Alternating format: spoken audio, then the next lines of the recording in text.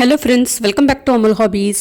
இன்றைக்கி நம்ம ஒரு சூப்பரான லஞ்ச் காம்போ ரெசிபீஸ் தான் பார்க்க போகிறோம். மாங்காய், முருங்கைக்காய், பலாக்கொட்டை போட்டு சாம்பார், தக்காளி ரசம், பீன்ஸ், கேரட் பொரியல். இது எல்லாமே எப்படி செய்கிறது, அதுவும் சின்ன சின்ன டிப்ஸோட டீட்டெயிலாக இந்த வீடியோவை பார்க்கலாம். ஸ்கிப் பண்ணாமல் பாருங்கள், அப்போ தான் உங்களுக்கு எல்லாமே புரியும். வீடியோ பிடிச்சிருந்தால் லைக் பண்ணிவிட்டு அப்படியே மற்றவங்களுக்கும் இதை ஷேர் பண்ண மறந்துடாதீங்க. உங்களுடைய கமெண்ட்ஸையும் மறக்காமல் சொல்லுங்கள். அப்படியே சப்ஸ்கிரைப் பண்ணி வச்சுக்கோங்க. முதல்ல பலாக்கொட்டை சாம்பாருக்கு பலாக்கொட்டையை நல்லா காய வச்சுக்கணும். காய வச்சாலே அதில் பாதி தோலெல்லாம் ஈஸியாகவே வெளியில் வந்துடும். இப்போ இது சின்ன சின்ன பீஸாக கட் பண்ணி எடுத்துக்கலாம். அதாவது பாதி பாதியாக கட் பண்ணி எடுத்துக்கோங்க. இந்த பலாக்கொட்டையை பாருங்கள், இந்த மாதிரி நான் ரெண்டாக கட் பண்ணி எடுத்துட்டேன். கட் பண்ணும்போதும் நமக்கு ஈஸியாக தோல் உறிஞ்சி வந்துடும். இதை வானிலையில் போட்டு நல்லா லேசாக வறுத்துக்கணும். பலாப்பழம் சாப்பிட்டதுக்கப்புறம் இந்த பலாக்கொட்டையை தூக்கி போட்டுறாமல் ஒரு 5 நாள் இல்லை ஒரு வாரம் கூட வெயிலில் கூட காய வைக்கணும்னு அவசியம் இல்லை. சும்மா வீட்டிலையே ஒரு பிளேட்டில் போட்டு அப்படியே காய வச்சிட்டோம்னா நல்லா ட்ரை ஆகிடும். அதுக்கப்புறம் ரெண்டாக கட் பண்ணிவிட்டு இந்த மாதிரி ஒரு கடாயில் ட்ரையாக போட்டு நல்லா வறுத்துக்கணும். கொஞ்சம் லேசாக ஃப்ரை பண்ணிக்கணும். இந்த மாதிரி நல்ல பொன் முருவலாக வந்துடுச்சு பார்த்தீங்களா, லேசாக நிறம் மாறி இருக்கிறது உங்களுக்கு நல்லா தெரிஞ்சிருக்கும்னு நினைக்கிறேன். இந்த மாதிரி வறுபட்டதுக்கப்புறம் ஆற வச்சுட்டு நீங்கள் தோலை உரிச்சிட்டு வேக வச்சு சாம்பார் வைக்க போகிறோம். இதே மாதிரி தான் நாங்கள் எங்கள் வீட்லேயும் செய்வோம். அப்படிங்கிறவங்க மறக்காமல் கமெண்ட்டில் சொல்லுங்கள். இந்த பலாக்கொட்டை, முருங்கைக்காய் எல்லாம் போட்டு நம்ம வறுவல் மாதிரியும் பண்ணலாம். இது ரொம்ப டேஸ்ட்டாக இருக்கும், அதே மாதிரி சத்தானதும் கூட. இப்போ பலாக்கொட்டை நல்லா ஆறிட்டுருக்கட்டும். அதுக்குள்ளே நான் சாதம் வடிக்கிறதுக்கு ஒரு பாத்திரத்தில் தண்ணி கொதிக்க வச்சுருக்கேன். இப்போ தண்ணி நல்லா கொதிக்கட்டும். அதுக்குள்ளே அரிசி எடுத்து நல்லா கழுவிட்டு அதையும் ரெடியாக எடுத்து வச்சிடலாம். பலாக்கொட்டை ஆற வச்சுருக்கேன். சாதம் வடிக்கிறதுக்கு தண்ணி வச்சுருந்தோம் இல்லையா, அது லேசாக கொஞ்சம் சூடு வர ஆரம்பிக்கிறப்ப நான் ரசம் வைக்கிறதுக்காக கொஞ்சம் புளி எடுத்து வச்சுருக்கேன். அதில் இந்த சூடான தண்ணியை ஊற்றிக்கலாம். இப்போ நம்ம புளி ஊற வைக்கணும் அப்படின்னா அதுக்காக தண்ணி சூடு பண்ணி ஒரு பாத்திரத்தில் வச்சு சூடாக்கி அதுக்கப்புறம் நம்ம புளி ஊற வைக்கணும்னு அவசியம் இல்லை. இதே மாதிரி சாதம் வடிப்பீங்க அப்படின்னா அதுலேருந்தே நீங்கள் ஈஸியாக தண்ணி எடுத்து புளியை ஊற வச்சுக்கலாம். புளி ஊற வச்சுட்டு அதுக்கப்புறம் ரசத்துக்கு 2 மிளகாய், பூண்டு, ஜீரகம், மிளகு இது எல்லாத்தையும் மிக்ஸி ஜாரில் போட்டு லேசாக அரைச்சிக்கணும். ரொம்ப நல்லா மையாக அரைக்கணும் அப்படிங்கிற அவசியம் இல்லை. இதே மாதிரி நம்ம ஒரு வேலை செஞ்சிட்ருக்கும் போதே சைடில் இன்னொரு வேலையும் செய்யும்போது நமக்கு சமையல் ரொம்ப சீக்கிரமாக முடிச்சிடலாம். இப்போது ரசத்துக்கு இதை அரைச்சி எடுத்து வச்சாச்சு. தண்ணி லேசாக தான் கொதிச்சிட்ருக்கு, இன்னும் நல்லா கொதிக்கட்டும். அதுக்குள்ளே சாம்பாருக்கு தேவையான காய்கறிகள்லாம் எடுத்துக்கலாம். நான் சாம்பாரில் மாங்காய், முருங்கைக்காய், பலாக்கொட்டை போட்டு சாம்பார் வைக்க போகிறேன். நல்ல வாசனையாகவும் இருக்கும், டேஸ்ட்டாகவும் இருக்கும். சாம்பாருக்கு புளி கொஞ்சமாக தான் ஊற்றுவேன், அதனால் ஒரே ஒரு தக்காளி மட்டும் எடுத்துக்கிறேன். தக்காளி ரசம் வைக்க போகிறதுனால 2 பழுத்த தக்காளி எடுத்திருக்கேன். பீன்ஸ், கேரட், கருவேப்பிலை, கொத்தமல்லி இது எல்லாமே ரெடியாக எடுத்து வச்சுக்கலாம். இப்போ பாருங்கள், சாதத்துக்கு தண்ணி நல்லா கொதிச்சிட்ருக்கு. இப்போ அரிசியை நல்லா களைஞ்சிட்டு ரெடியாக எடுத்து வச்சுருக்கேன். அதையும் போட்டுட்டு நல்லா அந்த மாதிரி கிளறி விட்டுறணும். இல்லைன்னா அரிசி அப்படியே அடியில் போய் தங்கிடும், வேகாமல் இருக்கும். நல்லா ஒரு தடவை கிளறி விட்டுட்டு ஒரே மாதிரி ஃப்ளேமில் அப்படியே வச்சுருவேன். அது பார்த்திங்கன்னா கிட்டத்தட்ட ஒரு 7லேருந்து 8 நிமிஷத்துக்குள்ளரே சீக்கிரமாக வெந்துடும். பலாக்கொட்டை நல்லா தோல் உரிச்சிட்டு எடுத்து வச்சுருக்கேன். இதை 2 தடவை நல்லா தண்ணி ஊற்றி அலசிக்கலாம். ஏன்னா வறுத்துருக்கிறதுனால லேசாக அந்த கருப்பாக தோல்லாம் ஒட்டிகிட்ருக்கும், அதோடய போட வேண்டாம். நல்லா தண்ணி ஊற்றி 2-3 தடவை அலசிக்கலாம். இப்போ சாம்பார் வைக்கிறதுக்கு பருப்பு எடுத்து நல்லா தண்ணி ஊற்றி கழுவி வச்சுருக்கேன்.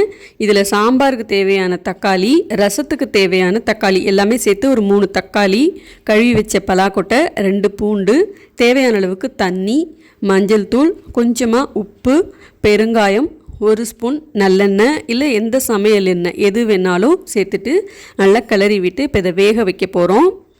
தக்காளி ரசம் அப்படிங்கிறதுனால நான் 2 தக்காளியை பருப்பு கூடவே சேர்த்து வேக வச்சுக்கிறேன். அதே மாதிரி பலாக்கொட்டையும் தனியாக வேக வைக்காமல் பருப்போடே சேர்த்து வேக வச்சுட்டோன்னா நமக்கு டைம் சேவிங் ஆகும், அதே மாதிரி கேஸும் சேவிங் ஆகும். சாதம் நல்லா வெந்துருச்சு. இப்போ இதை அப்படியே நம்ம வடித்து விட்டுட்டு இப்போ இந்த பருப்பை அப்படியே அடுப்பில் வச்சுட்டு இதை வேக வைக்க போகிறோம். இதிலே நீங்கள் காய்கறியும் வேக வைக்க போகிறீங்கன்னா உள்ளார ஒரு பாத்திரத்தில் காய்கறியும் வச்சுட்டு நீங்கள் பருப்பு, காய்கறி எல்லாமே ஒன்றா கூட வேக வச்சுக்கலாம். இல்லை சாதம் வைக்கணும் அப்படின்னா கூட நீங்கள் அந்த மாதிரி கூட வச்சுக்கலாம்.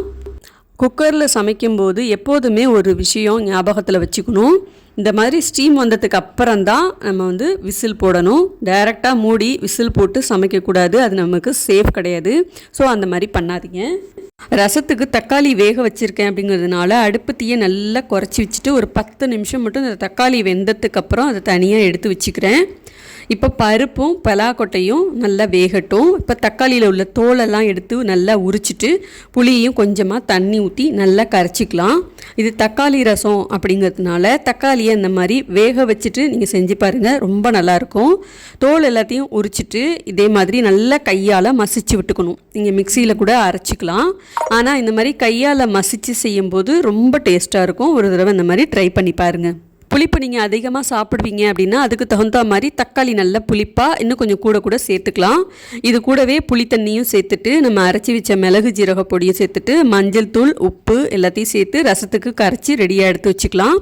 இப்போ சாம்பாருக்கும் காயெல்லாம் நான் கட் பண்ணி எடுத்து வச்சுட்டேன். மாங்காய், முருங்கைக்காய், வெங்காயம், பச்சை மிளகாய் எல்லாமே கட் பண்ணி எடுத்து வச்சாச்சு. பருப்பும் பாருங்கள் நல்லா அந்த அளவுக்கு வெந்து வந்திருக்கு.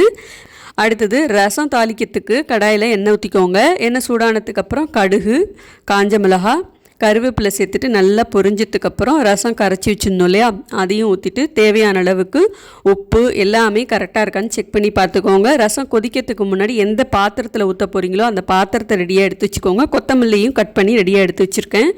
லேசாக அந்த மாதிரி ஓரத்தில் கொதித்து வரும்போது பெருங்காயம் சேர்த்துக்கோங்க. ரசம் நல்லா தலை கொதிக்கக்கூடாது. கொதித்தா அந்த ரசத்தோட வாசனையே போயிடும். இந்த மாதிரி நுர பொங்கி வர்றப்பவே அடுப்பை ஆஃப் பண்ணிவிட்டு அப்படியே ரசத்தை அந்த பாத்திரத்தில் ஊற்றிட்டு அதுக்கு மேலே கொத்தமல்லி தூவி விட்டுட்டிங்கன்னா நல்லா கமகமன்னு வாசனையாக சூப்பரான தக்காளி ரசம் ரெடி. இந்த மாதிரி ஒரு தடவை நீங்கள் ரசம் செஞ்சு பாருங்கள். எல்லோரும் சாப்பாட்டில் ஊற்றி சாப்பிட்றத விட டம்ளரில் ஊற்றி குடிப்பாங்க, அந்த அளவுக்கு டேஸ்ட்டாக இருக்கும். அதே கடாயிலே நம்ம அடுத்தது பொரியல் செய்ய போகிறோம். இந்த மாதிரி நீங்கள் செஞ்சுக்கிட்டிங்கன்னா பாத்திரமும் உங்களுக்கு நிறைய சேராமல் இருக்கும். பொரியல்லாம் செய்யறதுக்கு முன்னாடியே ரசம் வச்சுருங்க. அதுக்கப்புறம் நீங்கள் பொரியல் செஞ்சீங்கன்னா உங்களுக்கு கடாய் வேறு எடுத்து கழுவிட்டு நீங்கள் செய்யணும் அப்படிங்கிற அவசியம் இருக்காது.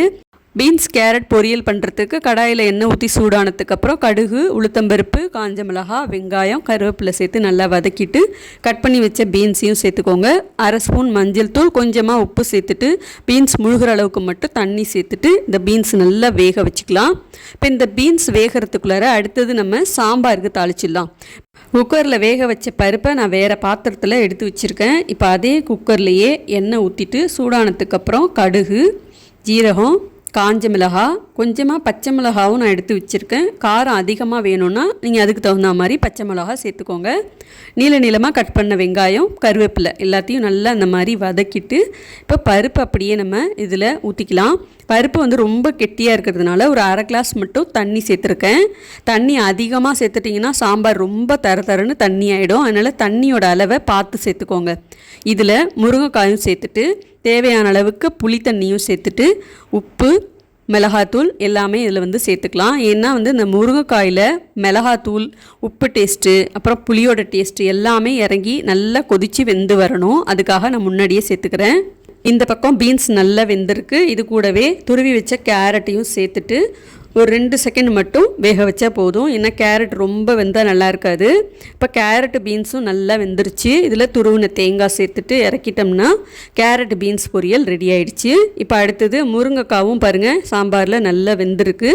மாங்காய் சாம்பார் செய்யும்போது மாங்காவை எப்போதும் கடைசியாக தான் போடணும். ஒரு கொதி வந்தால் போதும், மாங்காய் சூப்பராகவே வெந்து வந்துடும். முன்னாடியே போட்டுட்டோன்னா மாங்காய் நல்லா குழஞ்சிரும், சாம்பாரும் ரொம்ப புளிப்பாக இருக்கும். அதனால் கடைசியாக போடுங்க, அப்போ தான் மாங்காய் சாம்பார் சூப்பராக இருக்கும்.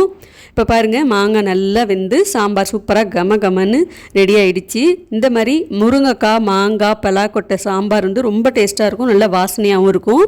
ஒரு தடவை இந்த மாதிரி செஞ்சு பாருங்கள். தக்காளி ரசமும் பாருங்கள் ரொம்ப சூப்பராக ரெடி ஆகிடுச்சு. அடுத்தது பீன்ஸ் கேரட் பொரியல். இப்போ சாப்பாடு நம்ம பரிமாறிடலாம். இன்றைக்கி நீங்கள் பார்த்த இந்த சாம்பார், ரசம், பொரியல் ரெசிபிஸ் உங்களுக்கு பிடிச்சிருக்கும்னு நம்புகிறேன். நீங்களும் இதே மாதிரியே ட்ரை பண்ணி பார்த்துட்டு உங்கள் ஃபீட்பேக் கமெண்ட்ஸை எனக்கு மறக்காமல் ஷேர் பண்ணுங்கள். இதே மாதிரி அடுத்தடுத்து நிறைய ரெசிபிஸை நம்ம சேனலில் பார்க்கணுன்னா சேனலை சப்ஸ்கிரைப் பண்ணி வச்சுக்கோங்க. அடுத்த ரெசிபியில் பார்க்கலாம். பாய்.